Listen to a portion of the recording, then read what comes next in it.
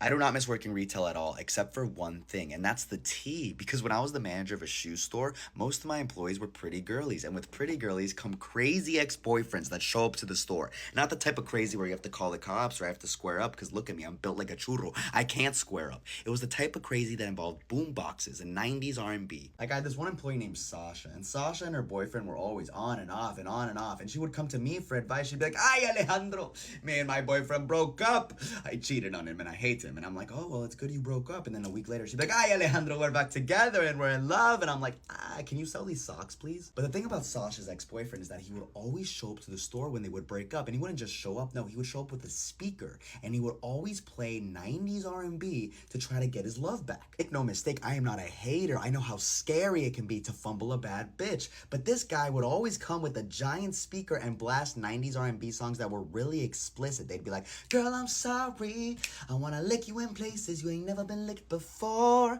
And there'd be like a grandma shopping for her grandson, like, "Oh my God, what is that beautiful music?" So I would have to kick him out. And every time I kicked him out, Sasha would be like, "Please, Alejandro, can I get like 5 minutes to talk to him?" And I'd be like, "I don't care as long as he buys socks."